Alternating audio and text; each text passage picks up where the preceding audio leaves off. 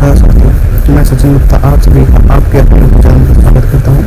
आज हम लोग अपने पेट के पार्ट 2 को कंप्लीट करेंगे। इससे पहले हमने पार्ट 1 में आपके आने वाले एग्जाम यूपी पेट के संबंध में 1 से 50 तक क्वेश्चन सॉल्व किया था। आज हम लोग उसके आगे के सवालों को देखेंगे।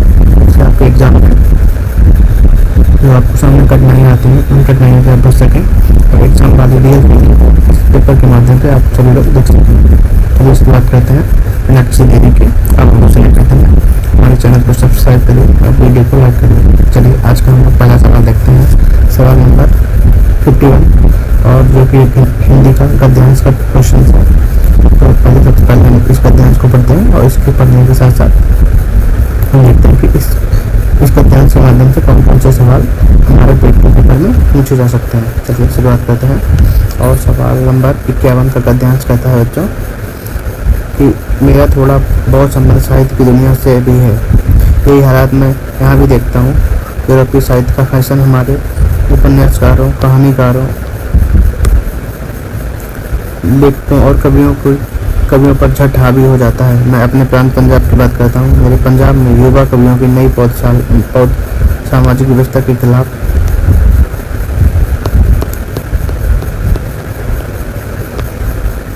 कहाँ पे हम लोग बच्चों सामाजिक व्यवस्था के खिलाफ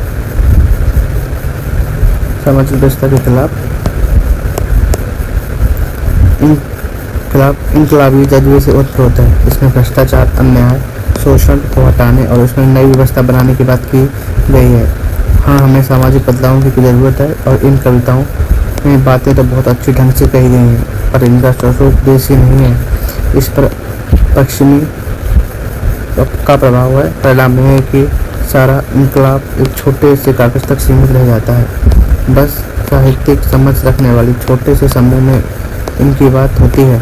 किसान मजदूरों जो शोषण को झेल रहे हैं, जिन्हें वे इनकलाब की प्रेरणा देना चाहते हैं, वे इसे समझ ही नहीं पाते। इस साल मेरी मातृभूमि पंजाब मुझे गुरु नानक विश्वविद्यालय में के सीनेट का सदस्य बनाने के लिए नामित किया गया। जब मुझे उनकी पहली मीटिंग में शामिल होने के लिए बुलाया गया तो मैं पंजाब में ही फरीदनगर के पास था। एक दिन शाम को अपने ग्रामीण दोस्तों से गपशप करते हुए मैं अमृतसर में होने वाली सीनेट की मीटिंग में जाने का जिक्र किया तो किसी ने कहा, हमारे साथ तो आप तहमत यानी लुंगी और कुर्ते में हमारे जैसे ही बने फिरते हो, वहाँ सूट बूट पहनकर साहब बहादुर बन जाओगे। मैंने हंसते हुए कहा, क्यों, आप चाहते हैं तो मैं ऐसे चला जाऊं। तब कोई दूसरा बोला, आप ऐसा कर ही नहीं सकते। चलिए अब लोग हम अपने सवाल देखते हैं। उसी गद्यांश पर आधारित जो सवाल पूछे गए हैं उन सवालों को देखते हैं। और सवाल नंबर हमारा है 51। सवाल नंबर 51 कह रहा है कि युवा कवियों की नई पौधशाला से क्या तात्पर्य है। आपके ऑप्शंस दिए गए हैं बच्चों।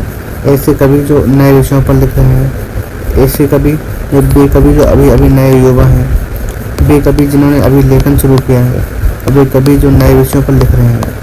तो इस गद्यांश के आधार पर बच्चों हमारा उत्तर सही हो जाएगा 51 का सी। वे कवि अभी लिखना शुरू किया है। तो क्या है बच्चों, तो युवा कवियों की नई पौधशाला है जो इस गद्यांश के अनुसार इसका उत्तर सही हो जाएगा बच्चों, ऑप्शन नंबर सी। कितना बच्चों, ऑप्शन नंबर सी। चलिए सवाल नंबर 52 देखते हैं हम लोग। सवाल नंबर 52 है हमारा कि पंजाब के युवा क्रांतिकारियों के लेखन का विषय क्या है। पंजाब के युवा क्रांतिकारियों के लेखन का विषय क्या है बच्चों, तो उसके लेखन का बच्चों विषय है भ्रष्टाचार। क्या है बच्चों, भ्रष्टाचार। गद्यांश को आपने ठीक से पढ़ा होगा। तो गद्यांश में कहा गया है कि पंजाब के युवा कवियों की नई पीढ़ी की कविताएं भ्रष्टाचार, अन्याय और शोषण को हटाने और नई व्यवस्था बनाने की बात करती हैं तथा पंजाब की क्रांतिकारियों के विषय कवियों के लेखन का विषय क्या है बच्चों, भ्रष्टाचार। चलिए सवाल नंबर हम 53 देखते हैं।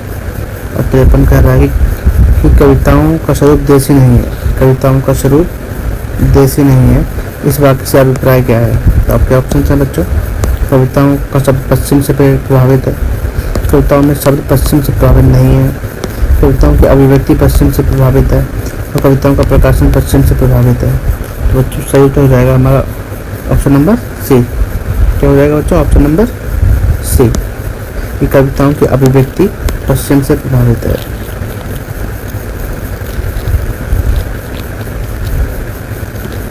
कहाँ से प्रभावित है बच्चों? पश्चिम से प्रभावित है कविताओं की अभिव्यक्ति। चलिए हम लोग देख लेते हैं इस गद्यांश को। तो कविताओं की अभिव्यक्ति पश्चिम से प्रभावित है। गद्यांश में कहा गया है कि इन कविताओं का स्वरूप देसी नहीं है और इन पर पश्चिम का प्रभाव है। इसका मतलब है कि इन कविताओं को व्यक्त करने का तरीका यानी अभिव्यक्ति पश्चिम साहित्य से प्रभावित है। चलिए सवाल नंबर 54 देखते हैं हम लोग। सवाल नंबर 54 कह रहा है कि अनुच्छेद के आधार पर बताइए किनका शोषण हो रहा है। किनका शोषण हो रहा है? गद्यांश को हमने पढ़ा था तो उसमें ऑप्शन दिया गया है बच्चों, किसान और कवियों का, कवियों और मजदूरों का, कवियों और लेखकों का, किसानों और मजदूरों का। तो बच्चों हमारा सही उत्तर हो जाएगा option number D. Option number D.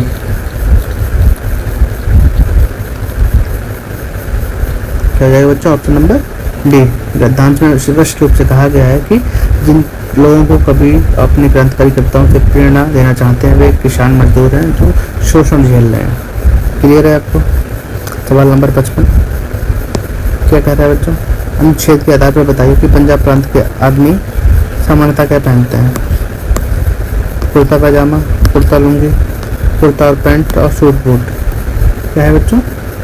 4 option है, कुर्ता पैजामा, कुर्ता लुंगी, कुर्ता पैंट और सूट बूट। तो बच्चों सही उत्तर हो जाएगा हमारा कुर्ता और लुंगी, ऑप्शन नंबर बी, जो कि लास्ट में दिया गया है बिल्कुल, कुर्ता और लुंगी। क्लियर है आपको? चलिए सवाल नंबर 56 से देखेंगे हम लोग 60 तक। उससे पहले एक गद्यांश दिया गया है, निम्नलिखित गद्यांश को पढ़कर नीचे दिए गए प्रश्नों को उत्तर दीजिए। उत्तर प्रश्न और गद्यांश को पढ़ना शुरू करते हैं हम लोग। तो गद्यांश है हमारा, राष्ट्रीय पर्वों और सांस्कृतिक कार्यक्रमों के दौरान गीत गाए जाए, कविताएं सुनी और सुनाई जाएं, इसे लेकर माता पिता, स्कूल और समाज में व्यापक सहमति है। लेकिन गीत कविताएं बच्चों के जीवन में रच बस जाएं, वे उनका भरपूर आनंद लेने लगें, तो खुद तुकबंदियाँ करने लगें, बचने लगें, यह माता पिता को मंजूर नहीं है। माता को लगता है ऐसा करते हुए तो वे उस राह से भटक जाएंगे जिस राह पर वे उन्हें चलाना चाहते हैं, जिस राह से वे उन्हें अपनी सोची हुई मंजिल पर पहुंचाना चाहते हैं। उनकी इस इच्छा में निहित है कि बच्चे वैसा कुछ भी नहीं करें जो वो करना चाहते हैं, बल्कि वैसा करें जैसा माता पिता चाहते हैं।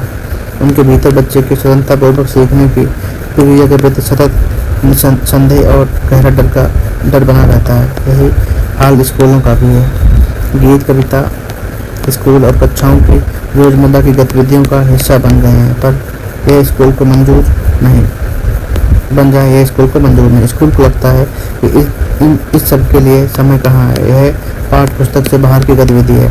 शिक्षक और शिक्षा अधिकारी चाहते हैं शिक्षक अब पहले परीक्षा परिणाम बेहतर पाने के लिए काम करें। दूसरी ओर हमारी संस्कृति और समाज में गीत कविता की जो जगह थी वे लगातार सीमित हुई है। गीत गाने सुनाने के अवसर हुआ करते थे। वे अवसर ही गीत कविताओं को गुनगुनाने रह सकने के लिए याद करने को प्रेरित करते हैं, सहजन और रचने के लिए प्रेरित करते हैं। इन सब के लिए अतिरिक्त प्रयासों की जरूरत नहीं पड़ती। वह जीवन शैली का स्वाभाविक हिस्सा था। बच्चों के लिए पढ़ाई से अधिक खेलने कूदने के लिए समय और जगह थी। खेलने कूदने मस्ती के दौरान बच्चे उनके बीच स्वतः ही नए खेलों, तुकबंदों, खेल गीतों, बाल गीतों का सृजन भी हो जाया करता था। उनकी रचनाएं चलन में आ जाया करती थी, जवान पर चढ़ जाती थी, सालों साल उनकी टोलियों के बीच बनी रहती थी। समय के साथ उनमें कुछ कमी पाए जाने पर संशोधित होती रहती थी। आपका पैराग्राफ कंप्लीट हो गया बच्चों। और सवाल नंबर देखते हैं हम लोग। सवाल नंबर क्या पूछे जा रहे हैं यहाँ पे, और सवाल नंबर 56 है हमारा। 56 है कि गीत कविता बच्चों के जीवन में रच बस जाएं, यह माता पिता को पसंद नहीं, क्योंकि इसमें बच्चे पढ़ाई लिखाई में पिछड़ सकते हैं। माता पिता द्वारा तय ये लक्ष्य को प्राप्त ना कर सकें, केवल आनंद में ही खोए जाएं, केवल कविता ही लिखते रहें। तो क्या हो जाएगा बच्चों हमारा ऑप्शन नंबर बी। इसका ऑप्शन हो जाएगा बच्चों ऑप्शन नंबर बी। माता पिता द्वारा तय लक्ष्यों को प्राप्त ना कर सकें। अपने गद्यांश पढ़ा होगा, तो गद्यांश में कहा गया है, क्या कहा गया है बच्चों, माता पिता को लगता है कि बच्चे गीत कविता में रच बस जाएं तो वे उस राह से भटक जाएंगे जिस राह पर उन्हें चलाना चाहते हैं और सोची हुई मंजिल पर पहुंचना चाहते हैं। तो हमारा उत्तर हो जाएगा बच्चों ऑप्शन नंबर बी, माता पिता द्वारा तय लक्ष्य को प्राप्त नहीं कर सकेंगे। चलिए सवाल नंबर 57 देखते हैं। सवाल नंबर 57 है हमारा, गीत कविता स्कूलों को भी पसंद नहीं है क्योंकि उन्हें लगता है कि ऑप्शन नंबर ए, स्कूल शिक्षा पढ़ाई में इससे कोई संबंध नहीं है, बच्चों को बहुत अधिक समय नष्ट होता है, इसके परीक्षा परिणाम देर से आएंगे, ये सिखाना बहुत ही कठिन काम है। तो बच्चों हमारा ऑप्शन 57 का हो जाएगा ऑप्शन नंबर ए, हो जाएगा बच्चों ऑप्शन नंबर ए, स्कूली पढ़ाई लिखाई से इनका कोई संबंध नहीं है। स्कूली पढ़ाई लिखाई से इनका कोई संबंध नहीं है। क्लियर है? व्याख्या की गई है, जैसे गद्यांश में कहा गया है कि स्कूल को लगता है कि गीत कविताओं के लिए समय नहीं है और ये पाठ्य पुस्तक से बाहर की गतिविधि है। इसका अर्थ है कि वे सामान्य स्कूली गतिविधि से असंबद्ध इसको मानते हैं। चलिए सवाल नंबर 58 है हमारा, गीत कविताओं के बारे में कौन सा अभिकथन सही नहीं है? सही नहीं है। आपके ऑप्शन थे, ये संस्कृति का अभिन्न हिस्सा है, ये जीवन शैली का स्वाभाविक हिस्सा है, ये भाषा सृजनात्मकता पोषित करते हैं, समाज में इनकी व्यापक सहमति नहीं है। तो बच्चों हमारा ऑप्शन नंबर डी हो जाएगा। क्या हो जाएगा? ऑप्शन नंबर डी, ये गलत ऑप्शन है कि समाज में इनकी व्यापक स्वीकृति नहीं है।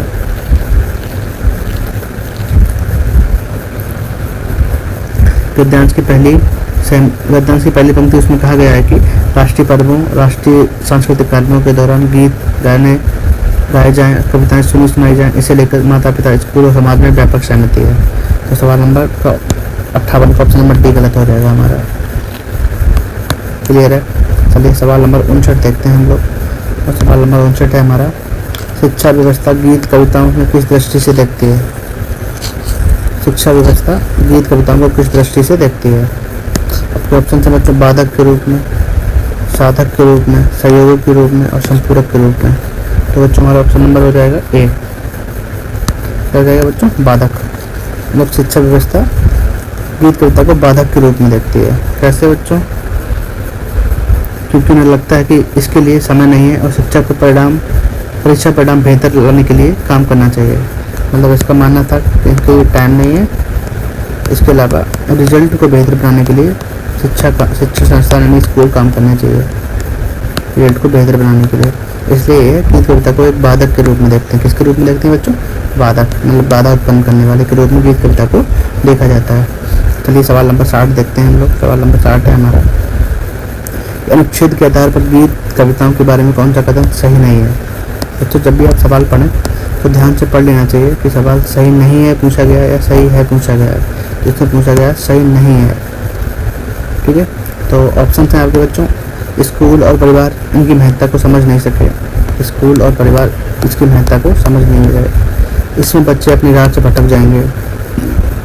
सॉरी बच्चों, ये बच्चों को बच्चों को शब्दों से खेलने का अवसर देते हैं, बच्चे उनका भरपूर आनंद लेते हैं। तो आपका शॉर्ट नंबर का ऑप्शन हो जाएगा ऑप्शन नंबर बी, कि बच्चे अपनी राह से भटक जाएंगे। ये कथन गलत है। क्या है बच्चों?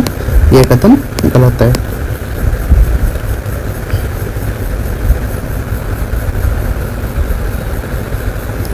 क्या है बच्चों? कथन में हमारा गद्यांश में वर्णित है कि ये कथन माता पिता की समझ को दर्शाता है, जैसे गद्यांश में वर्णित है, लेकिन ये गीत कविता के बारे में तथ्य नहीं है। यह माता पिता का व्यक्तिगत डर है।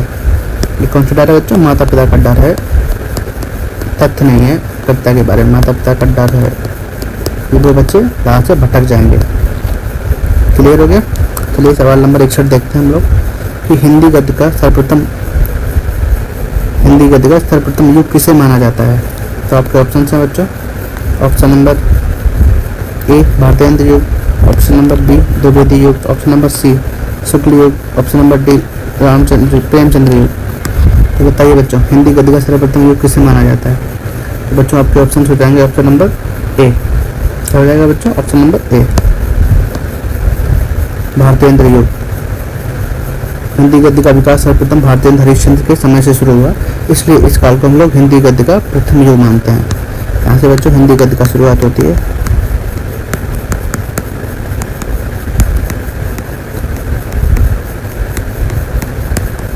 इसी कारण से हम लोग प्रथम युग मानते हैं। क्या मानते हैं बच्चों?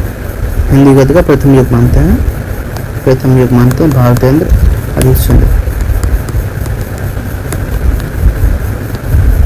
हरिश्चंद्र के नाम पर इसका नाम पड़ा भारतेंद्र युग। क्लियर है बच्चों? चलिए हमारा एक लोकोक्ति है, इसको पूर्ण करना है हम लोगों को। ऑप्शन नंबर 62, सवाल नंबर 62 है हमारा, एक करेला 10 लोकोक्ति को पूर्ण करें। तो आपका ऑप्शन है बच्चों, दूजा भांग चढ़ा, दूजा पेड़ चढ़ा, दूजा पेड़ भला, दूजा नीम चढ़ा। तो बच्चों हमारा सही उत्तर हो जाएगा ऑप्शन नंबर डी, दूजा नीम चढ़ा। तो क्या कहावत है बच्चों पूरी, एक तो करेला दूजा नीम चढ़ा। ठीक है बच्चों, तो इसका शाब्दिक अर्थ है कि एक बुराई में दूसरी बुराई जुड़ जाती है, तो हम लोग कहते हैं एक करेला दूजा नीम चढ़ा। मतलब जब एक बुराई में अन्य बुराई आके जुड़ जाए, अन्य बुराई आके जुड़ जाए, तो हम लोग कहते हैं बच्चों एक करेला और दूजा नीम चढ़ा। हमारा ऑप्शन नंबर है सवाल नंबर 63, सदैव शब्द में संधि है। सदैव शब्द की बच्चों संधि पूछी गई कि सदैव शब्द में कौन सी संधि है। तो आपके ऑप्शन है बच्चों गुण संधि, दीप संधि, वृद्धि संधि, अयादि संधि। तो बताइए बच्चों सदैव शब्द में कौन सी संधि है। तो बच्चों आपका हो जाएगा ऑप्शन नंबर बी। कौन सा हो जाएगा ऑप्शन नंबर बी, वृद्धि संधि। कैसे बच्चों, सदा प्लस ए, और ये आ, यहाँ पर आ और ए मिलकर बच्चों क्या हो जा रहे हैं, ए क्या हो जा रहे हैं बच्चों, आ और ए मिलकर ए हो जा रहे हैं, जो कि एक वृद्धि संधि का उदाहरण है। किसका बच्चों, वृद्धि संधि। तो बच्चों आपका ऑप्शन नंबर हो जाएगा सी, यानी सदैव शब्द का संधि है बच्चों वृद्धि संधि। चलिए अगला सवाल देखते हैं हम लोग। सवाल नंबर 64, सवाल नंबर 64 है कि मैंने अपना हस्ताक्षर कर दिया, मैंने अपना हस्ताक्षर कर दिया। इस त्रुटिपूर्ण वाक्य के लिए निम्न में से शुद्ध वाक्य को पहचानें। ये जो वाक्य लिखा गया है बच्चों ये अशुद्ध है, इसके लिए शुद्ध वाक्य पूछा गया है। तो आपके ऑप्शंस दिए गए हैं बच्चों, मैंने हस्ताक्षर कर दिया, मैंने अपने हस्ताक्षर कर दिए, मैंने अपना हस्ताक्षर कर दिए, मैंने हस्ताक्षर कर दिए। बताइए कौन सा इस वाक्य के लिए सही आंसर होगा। 64 नंबर क्वेश्चन है हमारा, और 64 के लिए option number D, option number क्या है बच्चों, डी, मैंने हस्ताक्षर कर दिया, ये एकदम सही उत्तर है बच्चों। ये अपना हस्ताक्षर तो अपने ही होते हैं, तो अपने शब्द में यहाँ पे गलत हो गए दोनों ऑप्शंस ये वाले। इसके अलावा मैंने हस्ताक्षर कर दिया नहीं, कर दिए, तो हमारा सही उत्तर हो जाएगा बच्चों ऑप्शन नंबर डी। जो हमारा क्वेश्चन था कि मैंने अपना हस्ताक्षर कर दिया, इसका शुद्ध रूप हो जाएगा बच्चों मैंने हस्ताक्षर कर दिए। क्लियर है। चलिए ऑप्शन नंबर 65 को देखते हैं, और सवाल नंबर 65 है हमारा कि विलोम शब्द के अनुचित जोड़े को पहचानिए। तो बच्चों ये सारे विलोम शब्द दिए गए हैं और इनमें से एक जोड़ा सही नहीं है, उसको हमें पहचानने की बात की गई है। तो ऑप्शन नंबर ए है हमारा लभ्य और अलभ्य। दूसरा ऑप्शन है बच्चों हमारा शेष और अशेष। तीसरा ऑप्शन है शिष्ट और परिशिष्ट, और चौथा ऑप्शन है बच्चों शीर्ष और तल। तो बच्चों हमारा option number C, option number C गलत है, शिष्ट और परिशिष्ट। तो शिष्ट का बच्चों हो जाएगा अशिष्ट, क्या हो जाएगा बच्चों, अशिष्ट। क्लियर है बच्चों। तो ऑप्शन नंबर सी का हमारा उत्तर हो जाएगा, ऑप्शन नंबर सी हमारा उत्तर हो जाएगा शिष्ट का अशिष्ट, ना कि परिशिष्ट। परिशिष्ट नहीं होता बच्चों, शिष्ट का बच्चों शिष्ट हो जाएगा। क्लियर है। चलिए ये जो आपके जो डीआई वाले सवाल हैं इनको हम लोग लास्ट में देखेंगे, पूरे सवालों को श्रृंखला। इससे पहले हम अन्य सवाल जो है उनको हल कर लेते हैं, और जो आपके डीआई वाले सवाल हैं इनको हम लोग बाद में देखेंगे। एक अलग से चैप्टर आपको एक अलग से हम लोग कंप्लीट करेंगे पहले, तो उसमें आपको डीआई और रीजनिंग के सवाल एक साथ इकट्ठे करा दिए जाएंगे। क्लियर है बच्चों। चलिए सवाल नंबर हम लोग देखते हैं। डीआई के अलावा सवाल नंबर है हमारा सवाल number 86।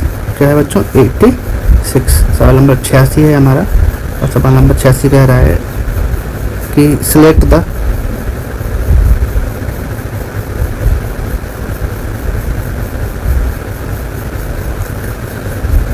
Most appropriate word to fill in the blank। मतलब एक सही शब्द को चूज करना है हम लोग जो खाली स्थान पर आ सके। और वाक्य है आपका बच्चों, the government is making air wax, the government is making air wax space for front seat passenger in all cars. तो बच्चों आपके ऑप्शन है यहाँ पर कंपलसरी, टेम्परेरी, सजेस्टेड और रजिस्टर्ड। तो सही तो हो जाएगा बच्चों हमारा कंपलसरी। क्या हो जाएगा बच्चों? कंपलसरी। यहाँ पर हम लोग कंपलसरी को एकदम सही भरेंगे। तो ऑप्शन नंबर सी जैसे हम कंपलसरी भरेंगे यहाँ पे, तो बच्चों हमारा पूरा वाक्य बन जाएगा, the government is making airbags compulsory for front seat passenger in all cars. Clear है बच्चों? तो ये हमारा ऑप्शन सवाल नंबर 86 का ऑप्शन हो जाएगा कंपलसरी। क्लियर है? चलिए आगे देखते हैं, हम आगे बढ़ते हैं और सवाल नंबर हमारा 87। सवाल नंबर 87 क्या है बच्चों? सवाल नंबर 87 है हमारा, select the most appropriate meaning of the given items. तो बच्चों इसका जो एक दिया गया है फ्रेज आइटम्स, मतलब इसका हमें सही मीनिंग ढूंढना है। क्या ढूंढना है बच्चों? सही मीनिंग ढूंढना है, मतलब इसका अर्थ क्या है। तो बच्चों आपका ऑप्शन दिया गया, मतलब सवाल है to come round. To come round का अर्थ क्या होगा बच्चों? टू कम राउंड का अर्थ क्या होगा बच्चों? तो आपसे ऑप्शन है to meet someone by a chance, to spend a lot of time with someone, to go round and round, to become conscious again. तो बच्चों हमारा सही उत्तर हो जाएगा टू कम राउंड का ऑप्शन नंबर, सवाल नंबर 87 है, तो ऑप्शन नंबर डी हो जाएगा। क्या हो जाएगा बच्चों? Option number D, to become conscious again, to become conscious again. तो उसका हिंदी में मीनिंग होता है बच्चों, टू कम राउंड का अर्थ होता है चेतना में वापस आना या होश में आना। होश में आना या चेतना में वापस आना। तो हमारा ये ऑप्शन नंबर डी सही हो जाएगा बिल्कुल भी, टू बिकम कॉन्शियस अगेन, मतलब दोबारा वापस चेतना में आना। क्लियर है बच्चों? चलिए अगला सवाल नंबर 88 देखते हैं हम लोग। सवाल नंबर 88 है हमारा, in the given sentence identify the segment which contains a grammatical error due to lockdown, most schools teach student through online classes. ये हमारा वाक्य है बच्चों, इसमें एक गलती है वाक्य में, वो हमें ढूंढने की कौन से भाग में गलती इस सेंटेंस में दी गई है। और हमारा वाक्य है due to the lockdown most school teach student through online classes. और आपके ऑप्शन हैं बच्चों, most school teach students due to lockdown through online classes. तो बच्चों हमारा सही उत्तर हो जाएगा यहाँ पे सवाल नंबर 88 और इसका ऑप्शन हो जाएगा बी। क्या हो जाएगा बच्चों? बी। ये हमारा एक गलत फ्रेज है, मतलब पूरा सेंटेंस में मतलब जो हमारा सेंटेंस में दिया गया है उसमें ये वाला जो लिखा है टीच स्टूडेंट्स, ये गलत है। तो इसके लिए क्या सही होना चाहिए बच्चों? टीच। क्या होना चाहिए? टीच। इसका बहुवचन क्या होता है बच्चों? टीच ही होता है, टीच नहीं होता, एस नहीं जुड़ेगी। तो हमारा सही उत्तर हो जाएगा बच्चों टीच स्टूडेंट्स। तो सही, क्योंकि टीच गलत लिखा है, टीच होना चाहिए था। तो हमारा जो गलत पूछा गया एरर कौन से भाग में जाता है, तो ऑप्शन नंबर बी में हमारे सवाल नंबर 88 की एरर दी गई है। क्लियर है बच्चों? चलिए आगे देखते हैं सवाल नंबर 89 और find the correctly spelled word. मतलब जो 4 शब्द दिए गए हैं इनमें से एक शब्द सही है, बाकी 3 शब्द गलत हैं। तो हमें ढूंढना है कि सही शब्द कौन सा है। और ये शब्द है बच्चों क्रोनोलॉजी। क्या नाम है? क्रोनोलॉजी। इसमें दिया गया CHORNOLOGY, क्रोनोलॉजी। और ये बच्चों शब्द है CHRNOLOGY, ये है। तीसरा शब्द है बच्चों हमारा CHRONOLOGY। और चौथा शब्द है बच्चों हमारा CHRONALOGY। तो सही उत्तर हो जाएगा हमारा ऑप्शन नंबर बच्चों सी। क्या हो जाएगा बच्चों? ऑप्शन नंबर सी। क्रोनोलॉजी की सही स्पेलिंग बच्चों क्या है? Option number C. तो क्रोनोलॉजी की सही स्पेलिंग बच्चों क्या है? CHRONO, chronology. याद कर लेनी है। यहाँ पर क्रोनोलॉजी की सही स्पेलिंग ये वाली है, CHRONOLOGY, क्रोनोलॉजी। क्लियर है? ये 3 बाकी गलत स्पेलिंग है, सही स्पेलिंग है ऑप्शन नंबर सी। चलिए सवाल नंबर 90 देखते हैं हम लोग। सवाल नंबर 90 है हमारा, select the most appropriate option to the substitute the bold segment in the given sentence। क्या है बच्चों? if there is no need to substitute in select no substitute। और आपका ऑप्शन है बच्चों, मतलब क्वेश्चन है हमारा, the migrant said that he did not planning to come back to the city for quite some time। ये हमारा है sentence। The migrant said that he did not planning to come back to the city for quite some time। और आपके option है बच्चों, no substitution, was not planned, do not planning, did not plan। तो बताइए क्या उत्तर होना चाहिए हमारा? तो हमारा उत्तर होना चाहिए बच्चों did not plan। तो होना चाहिए option number D, did not plan। ये जो लिखा है ना डिड नॉट प्लानिंग, ये नहीं होना चाहिए बच्चों। क्या होना चाहिए? Did not plan. क्योंकि डिड नॉट के बाद वर्ब का फर्स्ट रूप आता है, क्या आता है बच्चों? फर्स्ट फॉर्म आती है, तो इसमें ING का प्रयोग नहीं होता है। तो बस क्या हो जाएगा बच्चों? Did not plan. प्लानिंग की जगह क्या होगा? प्लान। ठीक है बच्चों। चलिए सवाल नंबर हम देखते हैं 91। और सवाल नंबर 91 है हमारा, मयंक बेटा है छाया का। मयंक बेटा है छाया का, छाया और दीपें बहने हैं। क्लियर है? छाया और दीपें बहने हैं। गायत्री माता है दीपा की। यदि नमन बेटा है गायत्री का, तो मयंक किस प्रकार नमन से संबंधित है? मतलब ये रीजनिंग वाला संबंध है बच्चों, और ये रिलेशन से पूछा गया है। तो हम देखते हैं, मयंक छाया का बेटा है, ऐसे मान लेते हैं ये छाया है और छाया का बेटा हो गया मयंक बच्चों। क्या हो गया बच्चों? मयंक। दीपा और छाया बहने हैं, छाया और दीपे बहने होंगी। क्लियर है? और क्या है बच्चों? गायत्री दीपा की माँ है। गायत्री दीपा की माँ है। दीपा की माँ बच्चों कौन सी? गायत्री। तो ये ऑटोमेटिक इसकी भी माँ हो जाएगी, ये दोनों बहनें हैं। क्लियर है बच्चों? इससे आंसर निकलता है कि छाया दीपा और नमन भाई बहन है। यहाँ पे बताया गया कि गायत्री का बेटा है नमन, तो बच्चों ये इसका भाई हो गया, ये दोनों बहनें हो गई, और तीनों बेटे बेटी हो किसके हो? गायत्री के।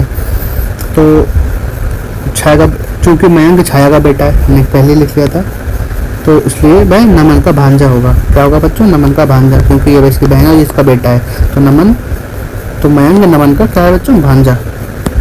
क्लियर है? नेफ्यू। इसका संबंध जो है बच्चों नेफ्यू है, ये इसका भांजा है। क्लियर है? सवाल नंबर 92 देखते हैं हम लोग। सवाल नंबर 92 है हमारा, क्या है बच्चों? 1 जून के महीने में एक कक्षा में छात्रों की संख्या से आधी है। जुलाई में 5 और छात्रों के प्रवेश दिया, जबकि 5 छात्रों ने स्कूल छोड़ दिया। अब कक्षा में छात्र और छात्राओं की संख्या बराबर है। जून में कक्षा में कुल कितने विद्यार्थी थे? चलिए बताइए। इस सवाल को हमें सॉल्व करना पड़ेगा डिटेल में, तभी इसका आंसर निकल सकता है। जैसे मान लेते हैं जून में लड़कियों की संख्या x है। कितनी बच्चों? x है। तो लड़कियों की संख्या तो कितनी हो जाएगी? गर्ल्स की संख्या कितनी हो जाएगी बच्चों? x/2, क्योंकि दिया गया कि आधी है। क्लियर है? जुलाई में लड़कों की संख्या बच्चों कितनी हो जाएगी? x-5, क्योंकि 5 चले गए हैं। और लड़कियों की संख्या कितनी हो जाएगी बच्चों? x/2 + 5। ये बात समझ आ गई आपको? जुलाई में लड़के और लड़कियों की संख्या बराबर है, तो हम लोग इसको बराबर रख देते हैं। x-5 बराबर x/2 + 5। जब हम लोग बच्चों हल करेंगे तो x का मान कितना निकल के आएगा? 20। कितना निकल के आएगा बच्चों? 20। और जब 20 निकल के आएगा और x का मान हम यहाँ पे बच्चों कितना मान आ गया हमारा? सवाल का इसका आ गया मान 20। और यहाँ पे हम गर्ल्स वाले में भी रख देते हैं 20 का मान 20/2 तो 10 हो गया टोटल। तो 20 लड़के हैं 10 लड़के हैं, टोटल कितने बच्चे हो गए 30, क्योंकि हमारा सवाल पूछा गया था। तो जून के महीने में कुल कितने विद्यार्थी हैं बच्चों 30। क्लियर है। चलिए सवाल नंबर 93 है हमारा। एक निश्चित कूट भाषा में एवब को ABEOB के रूप में लिखा जाता है, उसी कूट भाषा में क्वेश्चन को कैसे लिखा जाएगा। क्लियर है। तो सवाल नंबर 93 हम लोग देखते हैं। ये सवाल नंबर 93 को लिखा गया है ABEOB। तो हम लोग अगर देखें तो ये कैसे लिखा जा सकता है, इसको हम लोग देखें तो ये अंग्रेजी वर्णमाला के जो क्रम है उनके क्रम में व्यवस्थित किया गया है। जैसे जो क्रम पहले आता है उसको पहले लिखा गया है, जो बाद में आता है उसको बाद में लिखा गया है। जैसे ए सबसे पहले आता है, फिर बी आता है, ए आता है, फिर बी आता है, फिर सी, फिर डी, फिर ई, फिर एफ और फिर जी, ऐसे क्रम होता है ना पूरा बच्चों। तो इसको ऐसे लिखा गया है। सबसे पहले ए आया तो ए लिखा गया, फिर बी आया फिर बी लिखा गया, उसके बाद ई आता है, ई नंबर है 5 नंबर, तो फिर उसके बाद ई आ गया, फिर ओ आता है और फिर लास्ट में बी आता है। तो इसको उन्होंने एकदम सीक्वेंस में लिख दिया है। इसी तरह हम लोग क्वेश्चन जो लिखा गया हमारा, इसको अगर सीक्वेंस में लिखें QUESTION तो हमारा बच्चों ये बन जाएगा। सबसे पहले ई आएगा, ई फिर आई फिर एन फिर ओ फिर क्यू फिर एस और फिर टी और फिर यू। क्या हो जाएगा बच्चों यू। तो ये हमारा बन जाएगा एकदम सीक्वेंस में आगे लिखते हुए। तो हमारा ऑप्शन नंबर क्या हो जाएगा बच्चों, ऑप्शन नंबर सी। क्या हो जाएगा बच्चों सी। ये हमको एकदम एग्जैक्ट दिख रहा है EINOQSTU। क्लियर है। तो ये बन जाएगा हमारा ऑप्शन नंबर सी, एकदम सही आंसर। चलिए सवाल नंबर 94 देखते हैं। सवाल नंबर 94 क्या है बच्चों कि 7 बच्चे ABCDEFG। क्या बच्चों 7 बच्चे ABCDEFG एक पंक्ति में खड़े हैं, जी डी के दाईं ओर है,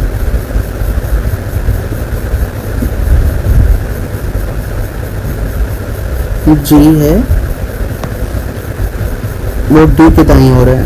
तो ये मान लेते हैं बच्चों डी है और डी के दाईं ओर हो गया हमारा जी, और बी के बाईं ओर है, ये मान लेते हैं बी, बी के बाईं ओर हो गया बच्चों जी। ठीक है। ए और सी, ए सी के दाएं ओर है, ए सी के दाएं ओर है, ये लास्ट में लिखेंगे। ए जो है वो सी के दाएं ओर है।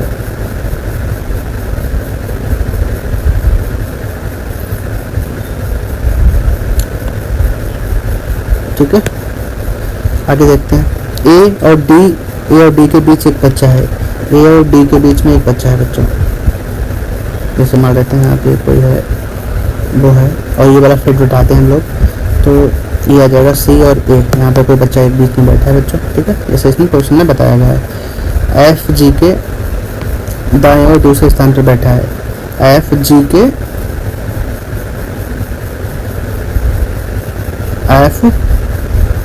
के दाएं से दूसरे स्थान पर बैठा है, जी के दाएं से दूसरे स्थान पर बैठा है बच्चों।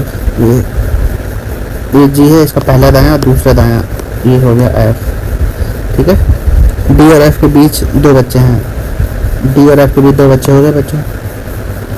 तो अब बच्चा क्या हमारा यहाँ पे खाली रह गया बच्चों, क्या आ जाएगा हमारा ई आ जाएगा, ई बच्चा बचा है। तो ठीक बीच में बच्चा कौन सा है बच्चों, ये हमारा सवाल है। सवाल क्या है बच्चों, ठीक बीच में कौन सा बच्चा है।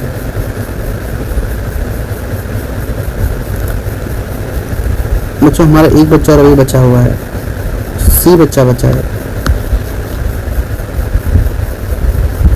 कौन सा बच्चा बचा है हमारा सी। 1 2 3 1, इसमें कितने बच्चे दिए गए बच्चों 1 2 3 4 5 6 7 7 1 2 3 4 5 6 7।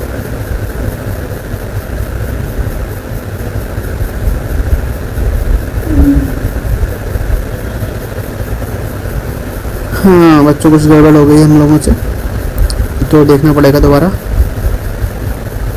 नहीं ठीक है। ठीक बीच में कौन सा बच्चा है, एकदम सही बना है। तो ठीक बीच में बच्चों हमारा बच्चा है डी। क्या है बच्चों डी है बच्चा। 3 इधर है और 3 इधर है, तो पहले का ऑप्शन में आएगा ऑप्शन नंबर सी। ठीक बीच में बच्चा कौन सा है बच्चों? डी। क्लियर है? चलिए सवाल नंबर अगला देखते हैं हम लोग। सवाल नंबर अगला है हमारा, श्रृंखला बनाई गई है, निम्नलिखित श्रृंखला में से कौन सा प्रश्न चिन्ह के स्थान पर आएगा? 16, 32, 62, 122, 246। तो बच्चों हम लोग कौन सी श्रृंखला फॉलो हो रही है ये देखना पड़ेगा हमको। तो 16 इंटू 2 माइनस 2 बराबर 30। क्लियर है? थोड़ा दोनों 32 माइनस 2 है 30। 30 इंटू 2 प्लस 2, 30 दोनों 60 2 62, ये बन गई माइनस 2 प्लस 2। अगली देखते हैं बच्चों, 65 इंटू 2 माइनस 2, 62 दूनी 124 माइनस 2 122। ठीक है बच्चों, 122 इंटू 2 प्लस 2, तो ये 246। ठीक है बच्चों, 246 इंटू 2 माइनस 2, तो बच्चों हमारा ऑप्शन हो जाएगा इसमें 490। तो कौन सी श्रृंखला बच्चों फॉलो हो रही है?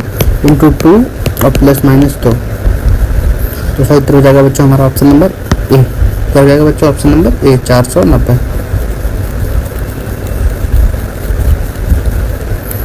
क्लियर? चलिए ये हम मिटा देते हैं आपको, अगला सवाल लगाने के लिए स्पेस चाहिए। और अगला सवाल है सवाल नंबर 96, 0.05 का स्क्वायर प्लस 0.41 का स्क्वायर प्लस 0.73 का स्क्वायर बटे 0.005 का स्क्वायर प्लस 0.041 का स्क्वायर प्लस 0.72 का स्क्वायर। तो पूछा गया बच्चों हमारा इसका उत्तर क्या होना चाहिए? तो इसको हम हल करते हैं बच्चों।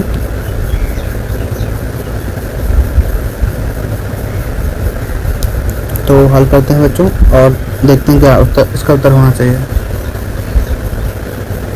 इसको हम लोग मान लेते हैं 0.005, 2 जीरो बढ़ा दिए हमने, नीचे 100 लिख दिया। ठीक है बच्चों, और स्क्वायर कर दिया प्लस 0.41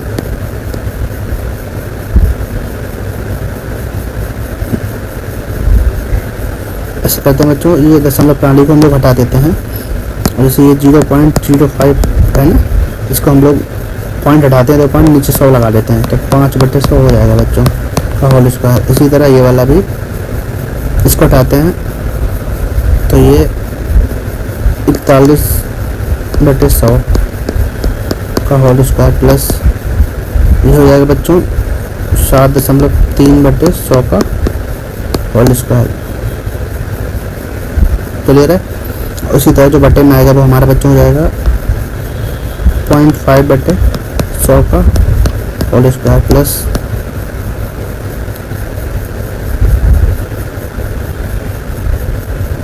4.1/100 का होल स्क्वायर प्लस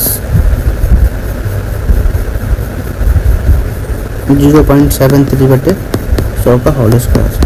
क्योंकि बच्चे सबके बटे में 100 है तो हम इसको सबको जोड़ देंगे। क्या करेंगे बच्चों?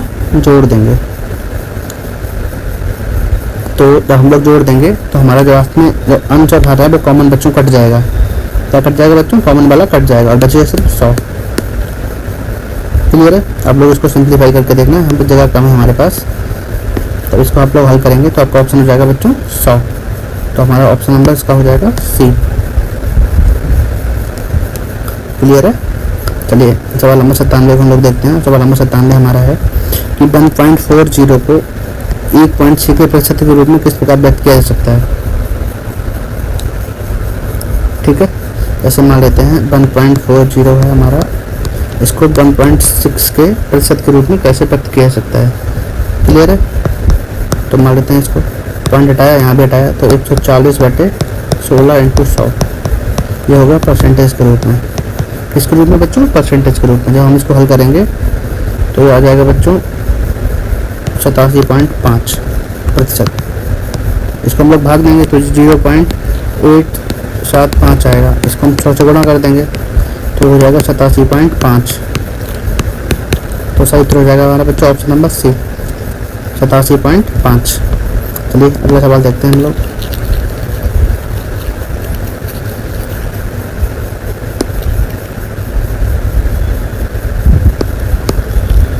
सवाल नंबर 98 हमारा, तो कह रहा है कि सरल कीजिए 76 प्लस 84 का स्क्वायर माइनस 76 माइनस 84 का स्क्वायर बटे 76 इंटू 84। ये बच्चों एक सूत्र है हमारा, a प्लस बी का square minus a minus B का स्क्वायर बराबर 4ab। क्या है बच्चों? 4ab। क्लियर है? तब हम लोग इसके आधार पर सूत्र करेंगे हल। तो बच्चों क्या बचेगा हमारा? ऑप्शन नंबर ए, क्या 4। कैसे? ए मान लेते हैं 76 है, और बी मान लेते हैं बच्चों 84 है, तो 4ab आंसर आएगा। तो 84 इंटू 4 इंटू 76 इंटू 84, और फिर बचे हैं बच्चों कितना? 76 इंटू 84, ये तो कट जाएंगे, तो बचेगा कितना? 4। सही तो जाएगा हमारा 4। क्लियर है? और सवाल नंबर 99 देखते हैं हम लोग। सवाल नंबर 99 है हमारा, √9 माइनस 4√5, इसका क्या उत्तर होना चाहिए? तो बच्चों इसको हम लोग जब हल करेंगे, सवाल नंबर 99 है हमारा,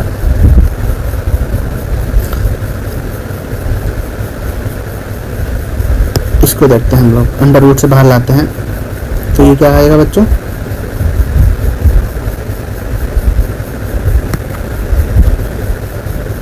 ये 9 माइनस 4√5। क्लियर है?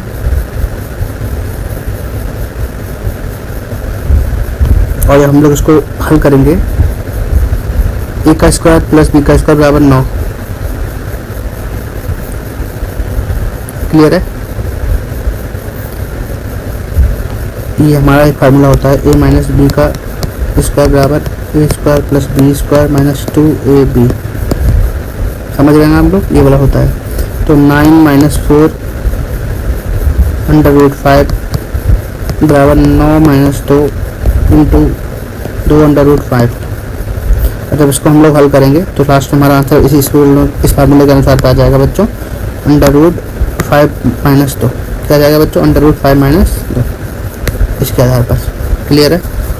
चलिए सवाल नंबर 100 देखते हैं। आज का अंतिम सवाल है हमारा, 10 संख्याओं का औसत 29 है। क्या है बच्चों? 10 संख्याओं का औसत 29 है। यदि प्रत्येक संख्या में 3 की कमी की जाती है तो नया औसत क्या होगा? तो हमारा उत्तर हो जाएगा बच्चों 26। क्या हो जाएगा बच्चों? जिस संख्या में जितनी संख्या की कमी की जाती है तो उस संख्या के उतने औसत में भी उतनी ही कमी आ जाती है। आप समझ रहे हैं ना? ऐसे मान लेते हैं कि किसी संख्या का औसत 29 है, हमने 3 की कमी कर दी तो औसत कितना रहेगा? 26। हम लोग 5 की कमी कर देते तो औसत कितना होता है? 29 माइनस 5, 24। क्लियर है? जो संख्या इनके औसत दिया होता है और प्रत्येक संख्या से कम की जा रही है तो उसका औसत भी उतनी संख्या से कम हो जाएगा। तो नया आंसर इसमें 3 कम करने के बाद क्या होगा बच्चों? 26। क्लियर है? चलिए आज के लिए इतना ही रखते हैं, और नेक्स्ट क्लास में हम लोग अगला आपका टेस्ट पेपर सॉल्व कराएंगे। आपसे निवेदन है हमारे चैनल को सब्सक्राइब करिए, वीडियो को लाइक करिए और ज़्यादा से ज़्यादा शेयर करिए, जिससे अन्य बच्चे भी हमारे इस श्रृंखला का लाभ ले सकें। आपकी कोई भी इंक्वायरी या डाउट है तो कमेंट में लिख सकते हैं आप लोग, तो